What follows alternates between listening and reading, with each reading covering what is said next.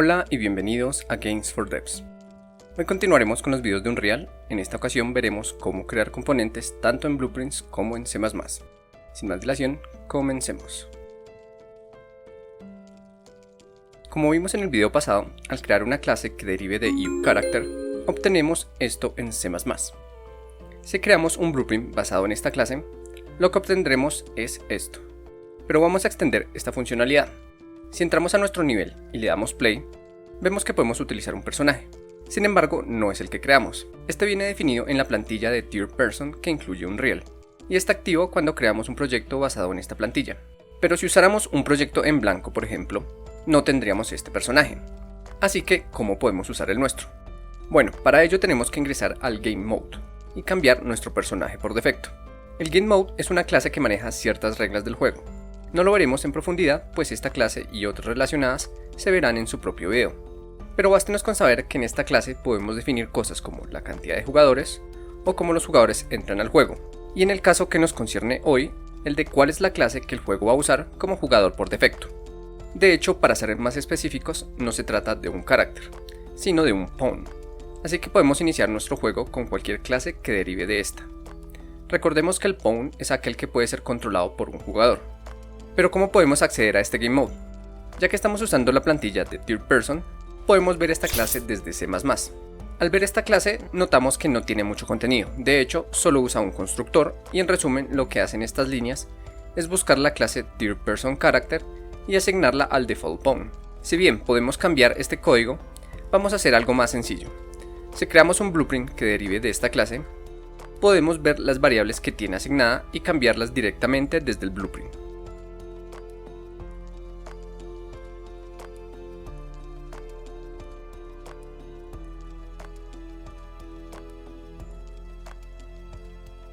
Por ahora lo único que cambiaremos es el pawn, asignando a nuestro propio personaje. Pero aquí solo hemos creado un Game Mode modificado. Aún no le hemos dicho al proyecto que queremos que use este nuevo Game Mode. Para eso tenemos que ir a este botón donde podemos ver y cambiar el Game Mode que se está usando. Y asimismo las variables que tiene definidas. Como vemos, se usa en dos lugares.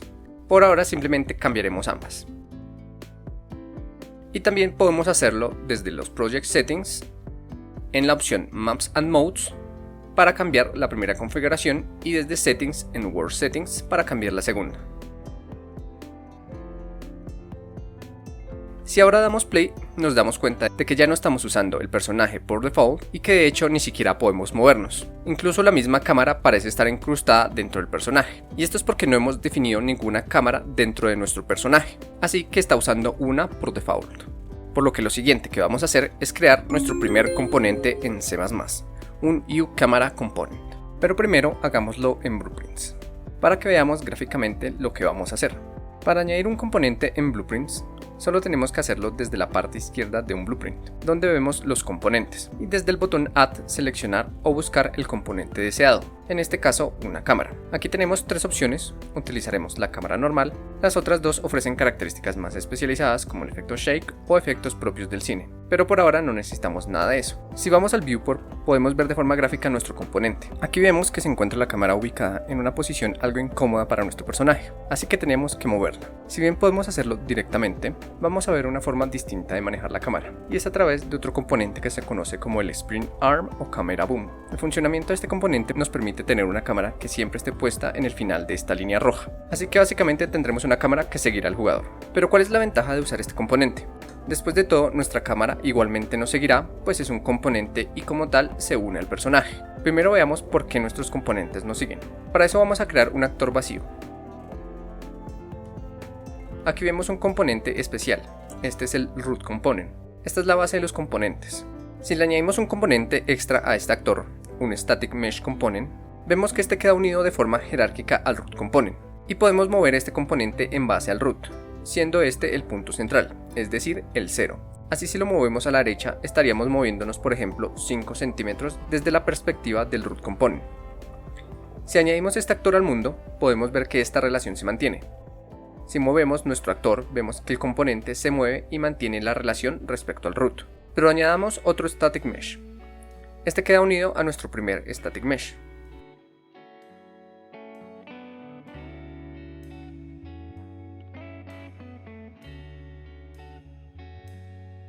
Si posicionamos este componente en el punto 0, vemos que se ubica justo en el centro de la esfera, pues este es el punto de referencia. Es su padre, por así decirlo. Si volvemos a nuestro viewport, vemos que si movemos el actor, todo se moverá en la misma relación que le hemos definido. Pero si seleccionamos únicamente el componente esfera y lo movemos, lo único que se moverá es la esfera y el cubo que está unido a este. El root no es afectado. Así que volviendo a nuestra cámara, si unimos la cámara al Spring Arm, sabemos que estos quedarán unidos. Para ello lo único que debemos hacer es seleccionar el componente y arrastrarlo al componente que deseamos que quede unido. Esto mueve inmediatamente la cámara al final de la línea roja que indica la distancia del Spring Arm. Si queremos cambiar este valor, podemos hacerlo dando clic en el Spring Arm y en sus opciones cambiando el valor del Target Arm Length. También podemos cambiar el offset del socket, para asegurar que la cámara quede justo en la posición que deseamos. Estas dos opciones solo se diferencian en cuanto a la primera maneja la posición con coordenadas locales y la segunda con coordenadas de mundo. Si damos play vemos que ya tenemos una cámara que ve al personaje a la distancia que definimos. Pero aún no hemos resuelto la duda, ¿de qué nos sirve este componente? Si podríamos conseguir la misma posición solamente modificando la posición de la cámara respecto al personaje. El Spring Arm Component lo que nos permite es que la cámara se acerque al personaje cuando detecta que la cámara está colisionando. Veámoslo. Si nos acercamos a una pared con un personaje que usa el Spring Arm, vemos que la cámara se acerca evitando atravesar la pared. Ahora veamos qué pasa cuando no la usa. Como vemos, simplemente la cámara atraviesa la pared evitando que veamos al personaje. Pero es hora de crear todo esto desde C++. Primero borremos los componentes que creamos en el blueprint y vayamos a C++. Para crear un componente en C++, primero debemos crear una variable para poder guardarlo y usarlo luego. En Unreal y C++ se suelen usar variables de tipo puntero. No veremos esto acá, pues es un tema que se tratará a profundidad en los videos de C++, pero desde un punto de vista muy general, esto se usa así por temas de eficiencia de recursos. Se expresa con un asterisco de esta manera, y como vimos en el video del sistema de reflexión de Unreal, con el fin de evitar que estos punteros se conviertan en un problema de memoria, se deben marcar como uProperty. También debemos acá detenernos por un momento para ver el concepto de Forward Declaration. Un Forward Declaration lo que permite es hacer uso de un tipo de variable sin necesidad de incluir su definición, la cual suele estar en los archivos .h. En este caso, un archivo que se llama CameraComponent.h, ya que el compilador necesita toda esta información para saber cómo funciona esta clase, qué variables tiene, funciones, etc. Pero para evitar que el código sea redundante, no queremos que este archivo h se incluya aquí, ya que ni siquiera estamos haciendo un uso real de la clase, solo estamos declarando una variable. Esta clase va a ser usada pero dentro de nuestro archivo .cpp, que es donde usaremos nuestro componente. Así que el Forward Declaration lo que nos permite es decirle al compilador: hey, voy a usar esta clase pero aún no, así que no te preocupes, la voy a definir, solo que no en este momento. Para ello hacemos uso de la palabra clave class antes del nombre de la clase. Esto se puede hacer directamente en el lugar donde la estamos usando o al inicio de una clase, para mantener todo de manera ordenada. Pero aunque podamos usarla así, aún debemos definirla en otro lugar. Esto es dentro del archivo cpp. Vayamos a ello. Para continuar con nuestro componente debemos crearlo, pues solo lo declaramos como una variable. Para crearlo vamos a usar la variable y le damos a asignar el resultado de la creación del componente. Es decir, que en caso de que surja algún error en la creación de este componente, lo que esta variable guardaría sería un valor de null pointer, es decir, vacío. Esto es importante, ya que así podemos saber que el componente no pudo ser creado. Pero continuemos. Para crear el componente tenemos que hacer uso de la función template llamada createDefaultSubObject. Aún no veremos qué son los templates. Por ahora nos basta con saber que dentro de los signos menor y mayor que se debe escribir la clase de componente u objeto que queremos crear. En este caso sería uCameraComponent. Y aquí ya el compilador nos debe mostrar un error, ya que aún no hemos incluido la definición de esta clase, así que debemos hacer uso del include. Si no sabes cuál es el include, puedes buscarlo a través del programa que estés usando o bien desde la página de Unreal de esta manera. Bien, ahora que ya está definida, podemos continuar. Esta función nos pide un argumento de tipo texto. Este será el nombre del componente, así que lo llamaremos cámara. Genial, nuestro componente está creado y ya podría ser utilizado. Pero ahora vayamos con el Spring Arm. En esta ocasión la práctica consiste en crear el componente Spring Arm. Recuerda que debes crear una variable para poder guardar el componente y luego crear el componente dentro del método BeginPlay. Pausa el video, inténtalo y luego podrás ver el resultado en este video. Bien, continuemos. Así seguimos con la creación del componente Spring Arm. Primero creemos la variable. Es prácticamente el mismo código que con la cámara, solo que en esta ocasión el tipo será uSpringArmComponent y haremos un Forward Declaration. Llamaremos a esta variable como SpringArm.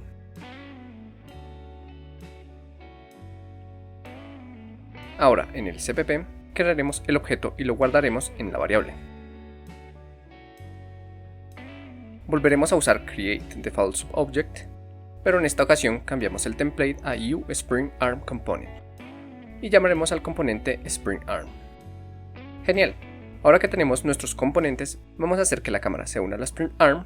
Para ello, primero tenemos que cambiar el orden. Recuerden que es importante el orden de las variables, ya que no podemos usar una variable que aún no hemos definido. Ahora vamos a seleccionar la variable cámara y usaremos la opción SetUpAttachment y le diremos que queremos unirlo al componente SpringArm. Antes de continuar, debemos corregir un error. Los componentes fueron creados dentro del método BeginPlay. He dejado el error para que podamos hablar de la importancia de la secuencia de procesos. BeginPlay es una función o método que se ejecuta cuando el juego inicia, por ejemplo cuando damos play en el editor. Pero esto ya es tarde para crear nuestros componentes. Nosotros queremos que los componentes estén creados una vez que abrimos Unreal, y así poder modificarlos dentro de los blueprints. Así que tenemos que cambiar estas líneas para ponerlas dentro del constructor. El constructor se ejecuta una vez inicia el programa, así que es un buen momento para crear nuestros componentes. Otro cambio que debemos hacer es que no hemos unido el SpringArm a ningún lado, y queremos que quede unido al root component. Así que para ello usaremos igualmente la función SetUpAttachment y usando getRootComponent como parámetro. También podríamos cambiar las propiedades como el SpringArmLength o el SocketOffset de esta manera, pero esto lo haremos de manera gráfica en los blueprints. Así que vayamos a ello. Volviendo a nuestro blueprint, vemos que ahora tenemos estos componentes y vemos que son nativos de C++, pues aquí justamente nos dice que para modificarlos vayamos a C++.